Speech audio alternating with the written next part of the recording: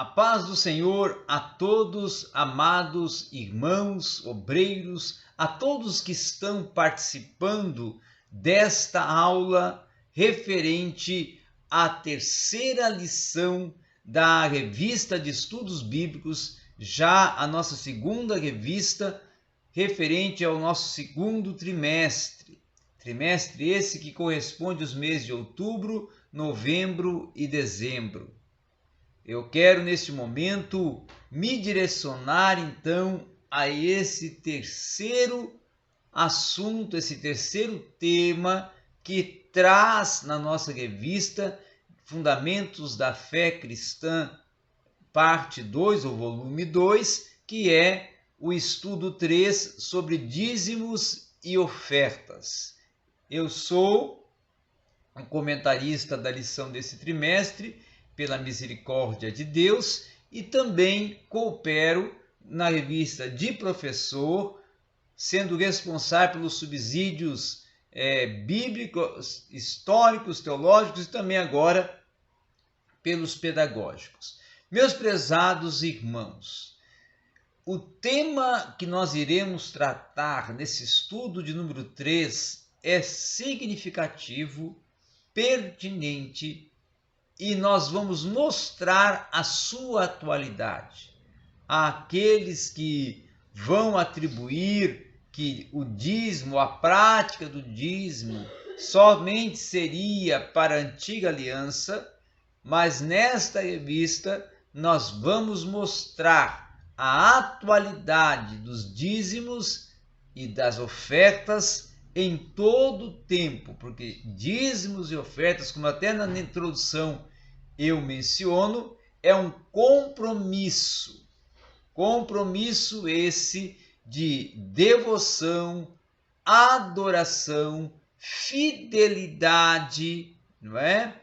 E também um compromisso de reconhecimento por tudo que Deus tem me feito, por tudo que Deus tem me outorgado, então uma gratidão por tudo que Deus tem me concedido. Inclusive no Salmo 24, versículo 1, como menciona aí na introdução, está muito expresso pelo salmista Davi que o do Senhor é a terra e toda a sua plenitude, o mundo e aqueles que nele habitam. Então tudo pertence a Deus. Tudo que temos, que somos, que alcançamos é resultado da intervenção de Deus em nosso favor.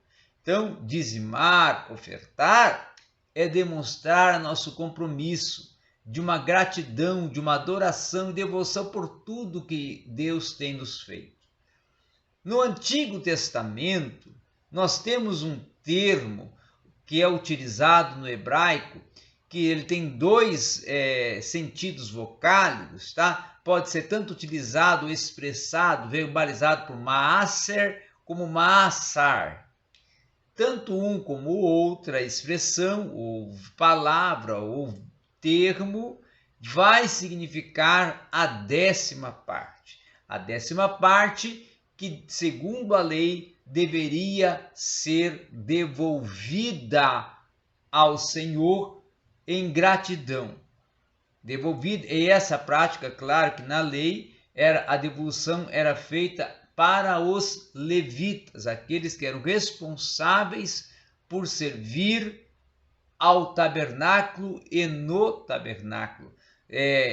Desenvolver vamos assim, a obra de Deus, não é?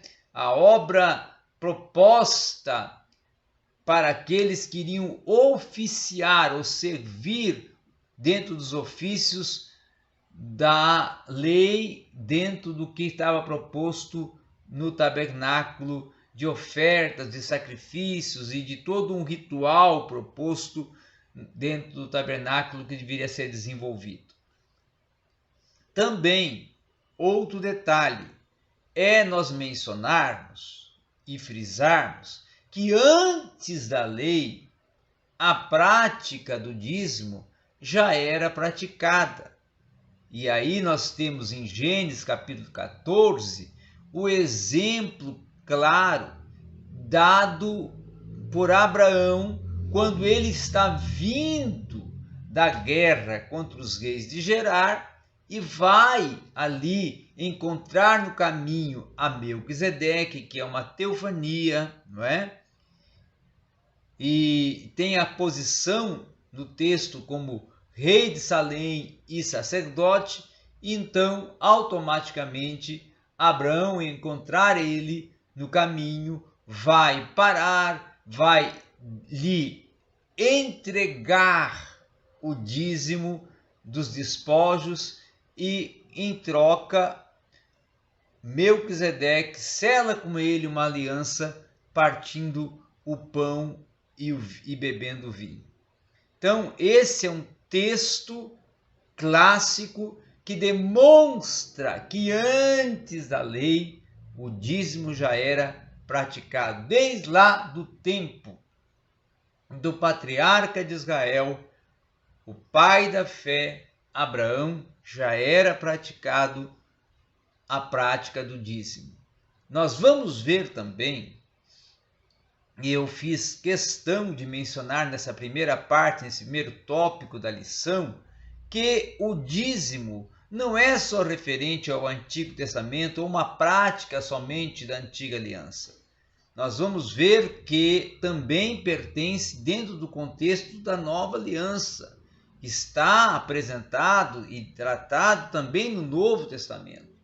O escritor, inclusive, da carta aos Hebreus, em Hebreus 7, vai discorrer sobre Melquisedeque e vai declarar e vai ali estar tratando que o sacerdócio de Melquisedeque era um sacerdócio com uma relação universal e ilimitada, que estava além de possuir um duplo ofício de rei e sacerdote.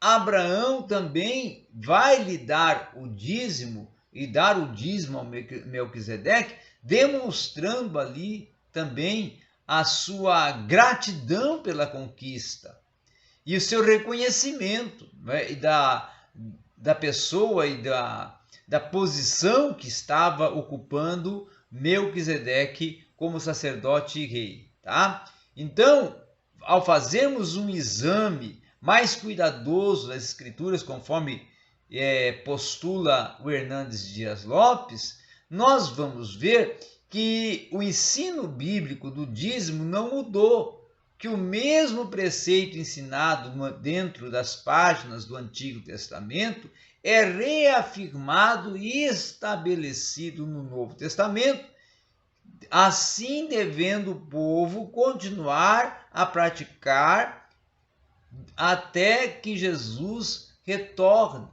Então, todo o tempo nós devemos ter em mente que dizimar não é uma questão de uma prática relacionada a um tempo, relacionado a uma norma, relacionado a uma imposição, não. Está sim relacionado a nós termos um compromisso, ao nosso compromisso de sermos gratos, de demonstrarmos a nossa gratidão, adoração e devoção. Frise bem isso: gratidão, adoração e devoção. A atualidade dos dízimos já é o nosso segundo assunto, a segunda parte desta lição, e neste momento eu vou discorrer que o dízimo não está restrito, como já até mencionei, a um tempo, como já até estamos aqui tratando, mas é sim uma demonstração de fidelidade.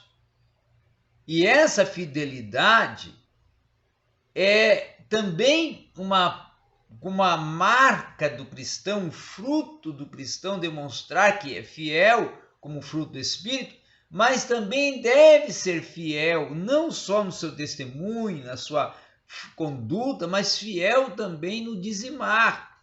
Deve demonstrar sua fidelidade para com Deus também na prática do dízimo. Ser fiel naquilo que Deus tem lhe entregue, devolvendo a Ele, demonstrando assim que você está reconhecendo o quanto Deus tem sido grato o quanto Deus tem sido bondoso, misericordioso, amoroso para com você, e agora você então está demonstrando a Ele essa gratidão. Um outro fato também, que até eu menciono aqui, que o dízimo deve ser dado com uma liberalidade, tá? Sem você estar dando dízimo com usura, dando dízimo como se fosse uma imposição forçada, não.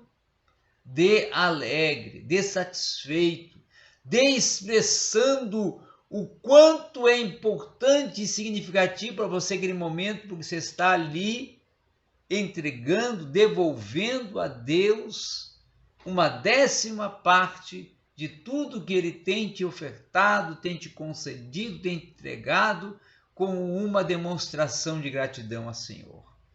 Então, você tem que pensar que com o dízimo também você está cooperando com o reino de Deus, com a manutenção das atividades, com a manutenção das ações e de toda a missão cumprida pela igreja e pelo ministério da igreja, porque assim fazendo você está então contribuindo para a expansão também do reino de Deus, para a obra da evangelização, para a obra da edificação da igreja, no aspecto, vamos dizer assim, material e também indiretamente no espiritual. Portanto, assim fazendo, você está sendo um participante ativo deste crescimento da obra de Deus.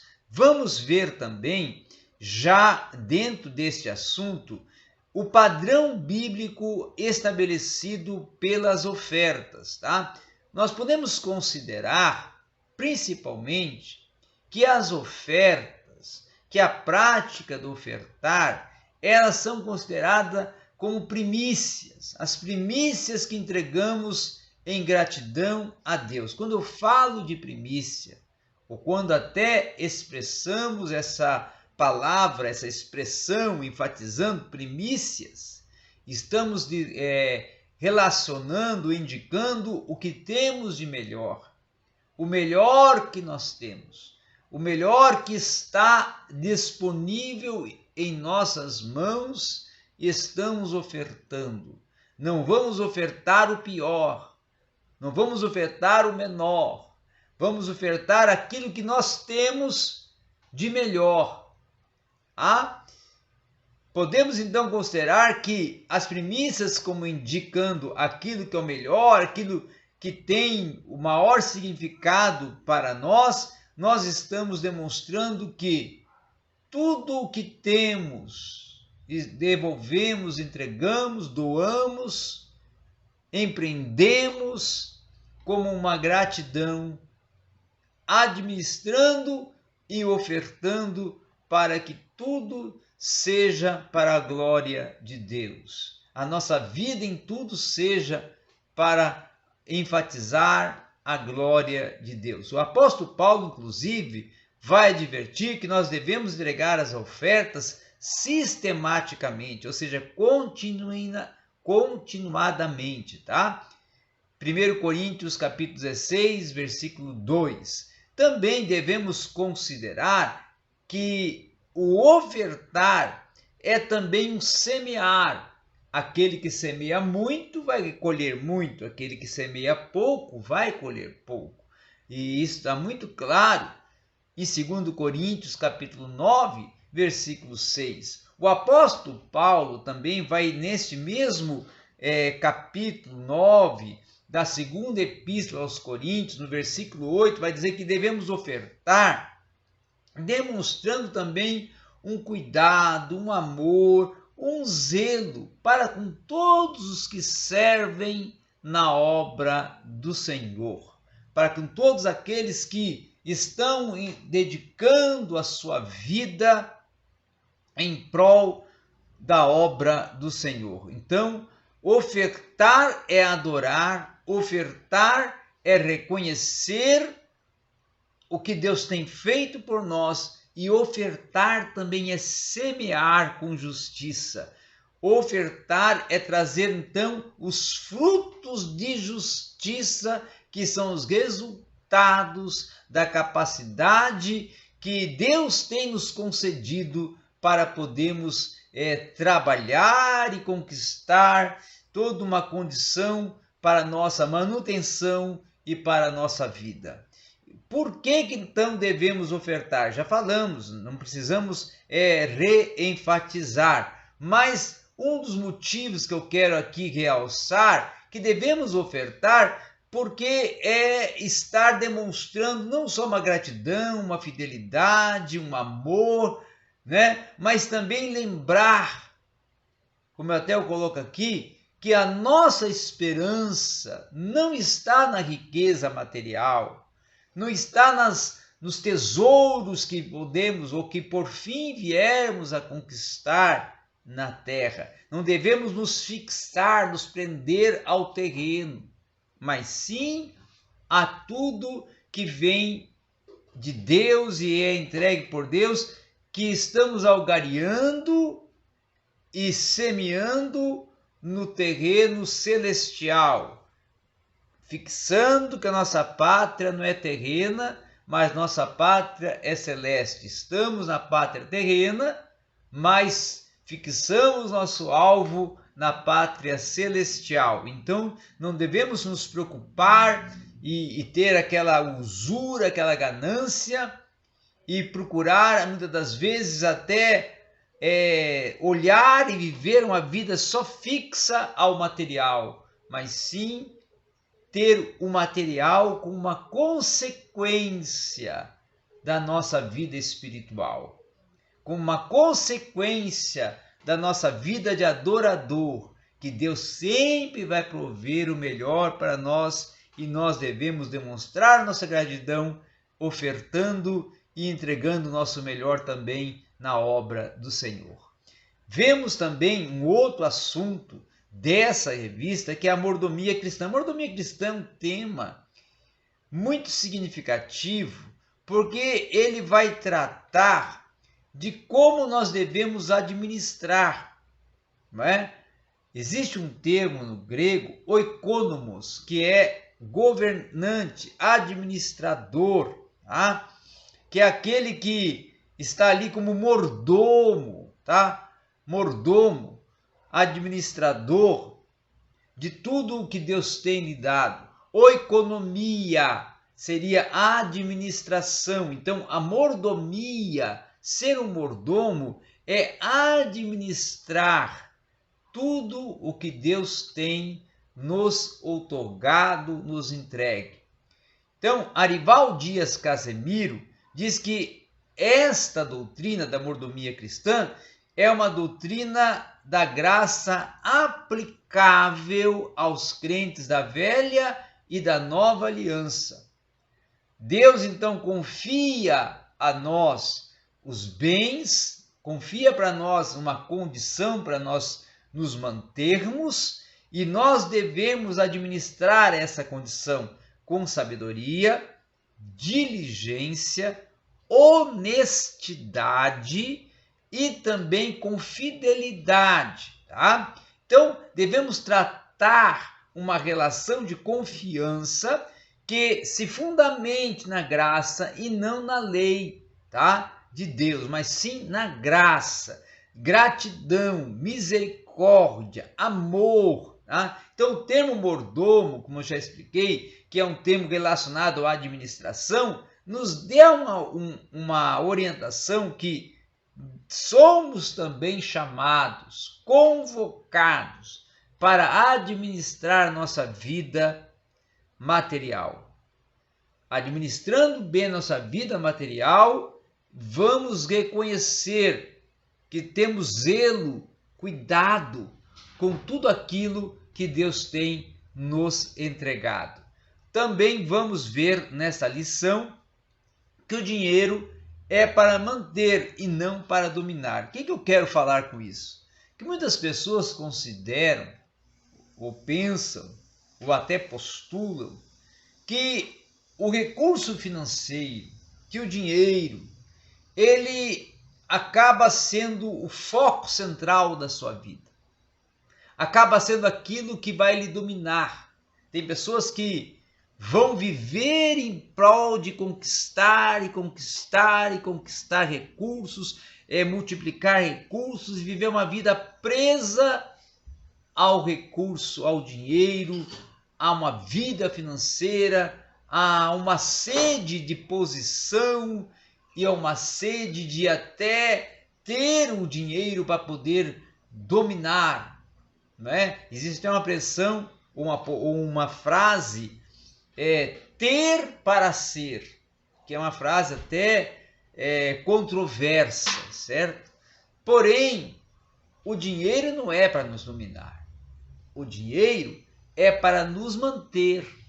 O dinheiro, o valor, os bens materiais, Deus nos concede para nossa manutenção, para que nós possamos cumprir e investir nas nossas necessidades pessoais e da nossa família e também compartilhar, demonstrar o nosso amor fraternal, a nossa caridade para com todos aqueles que carecem do socorro e da ajuda financeira. Então, mordomia cristã, como é o ponto já do nosso segundo tópico dessa parte da lição que faz a mordomia cristã, ela também está relacionada à igreja. E quando eu trato de mordomia cristã relacionada à igreja, é justamente você contribuir, apoiar, ofertar, tá? Com todos os projetos da igreja. Tá? Hernandes Dias Lopes inclusive vai dizer que na verdade esta doutrina ela nos constrange a colocar Deus em primeiro lugar na nossa maneira de viver.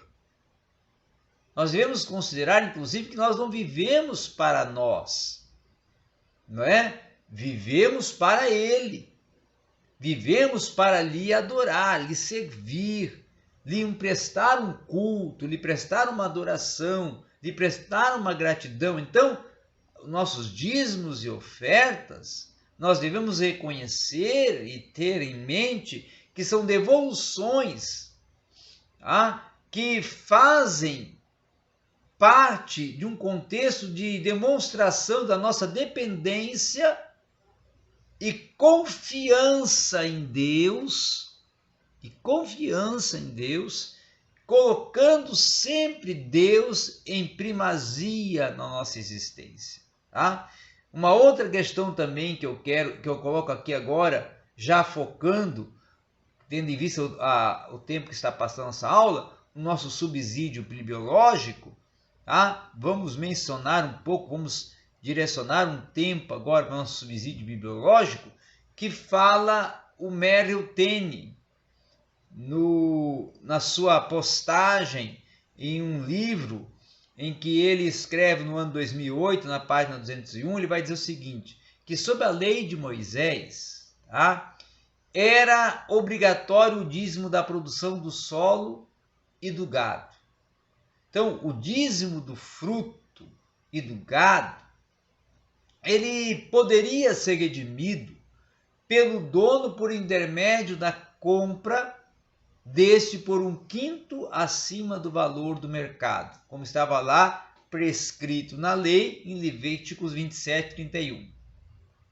Porém, Merrill Tenney vai dizer que este acordo não era permitido, tá, para o gado ou o rebanho. Em tais casos, o dízimo, inclusive, era arrecadado pela passagem do gado sobre uma vara, retirando cada 10º animal. Então, cada 10ª parte dos animais que constituía no rebanho era entregue, era dizimada, tá? Segundo a lei. Então, até que o dízimo fosse oferecido a Deus, a colheita não seria usada pelos homens, era uma outra realidade. O homem só poderia desfrutar de tudo que a colheita tinha lhe concedido, segundo a lei, segundo o que estava prescrito na lei, após ele entregar a 10ª parte para o Senhor, a 10ª parte para Deus.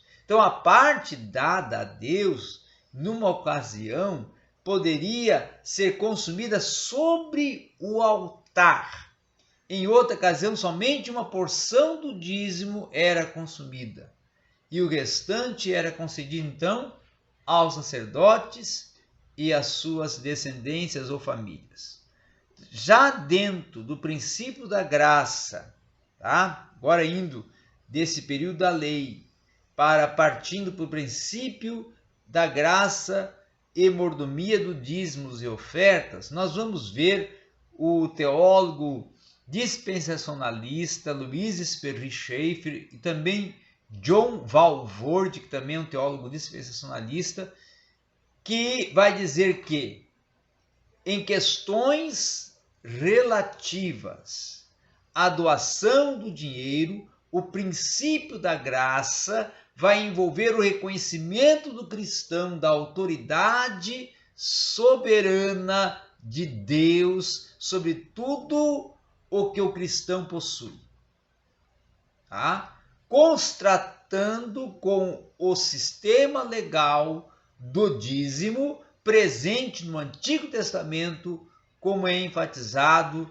nos textos de João, capítulo 1, versículo 16 e 17, Romanos, capítulo 16, versículo 14, né? Romanos também 7, versículo 1, e também até o 6, 2 Coríntios, capítulo 3, versículos 1 a 18, e assim vai.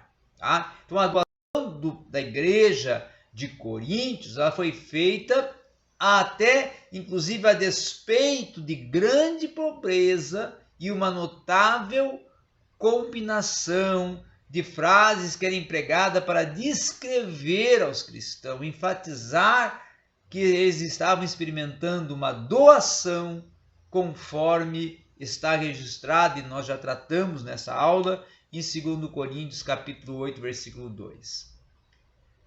Então, concluindo esse subsídio bíblico, eu ainda quero aqui acrescentar que a prática do dizimar e do ofertar, numa visão teológica e numa visão bíblica, é uma prática que deve ser considerada como uma prioridade da vida cristã em demonstração e reconhecimento da misericórdia e do amor de Deus para conosco, provendo tudo o que temos, o que somos e nos concedendo sempre o melhor da terra para a nossa manutenção.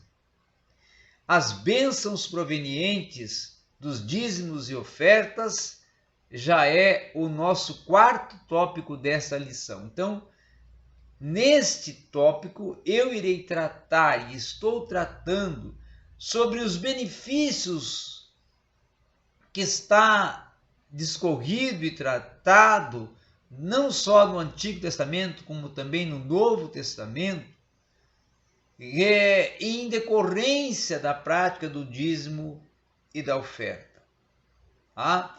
Então, Deus sempre abençoou o seu povo em decorrência, concedendo provisão, concedendo socorro, abundância de fruto da terra, de saúde, inclusive física, em decorrência da nossa prática de fidelidade e em decorrência da prática de dizimar e ofertar. Aí nós vamos ter, inclusive, uma orientação e uma exortação vindo da parte do profeta Joel, né? Quando vindo também de Naum e depois reenfatizado já no período pós-cativeiro, em um outro contexto, por Malaquias. Joel vai falar e vai realçar referente à praga dos gafanhotos, né? que pode vir, que estava prometida a vir sobre a terra por o povo está sendo infiel na prática do dizimar e ofertar. Tá? Então, na outra questão de Malaquias, já é relacionado a uma parte mais enfática e taxativa de uma cobrança de Malaquias e de uma até exortação de Malaquias pela prática do dízimo em prol da obra de Deus. Então, as ofertas, elas também têm um sentido relacionado a glorificar a Deus, tá? É uma forma de nós demonstrarmos a nossa exaltação e também glorificação a Deus. Então, se a igreja praticar o que a Bíblia ensina, concernente a ofertar, a dizimar, também está praticando a testificação e também automaticamente está glorificando a Deus. O que testifica o ofertar? O ofertar vai testificar justamente que as pessoas que outrora eram amantes de si mesmas, agora foram transformadas e agora amam, adoram e servem ao seu Senhor, ao Deus Criador dos céus e da terra, e cooperam com a obra de Deus e praticam ações de amor e misericórdia e são, assim, praticantes de uma fidelidade a Deus. No subsídio teológico, para encerrarmos sobre a nossa lição, todo esse assunto, eu preparo aqui um subsídio teológico tratando sobre o seguinte tema: a doação do dinheiro que o cristão ganhou se torna um aspecto importante do serviço de qualquer cristão a Deus. Então, sobre inclusive essa declaração, Schaeffer e Walvoord, tá? Eles vão comentar que o egoísmo e o dinheiro são igualmente as raízes de muitos males. E na administração do dinheiro, como também em sua aquisição e na sua posse, se espera que os cristãos tenham um relacionamento de graça com Deus. Essa relação, ela pressupõe que o cristão deve, primeiramente, se entregar a Deus em uma dedicação total, uma dedicação irrestrita. Tá?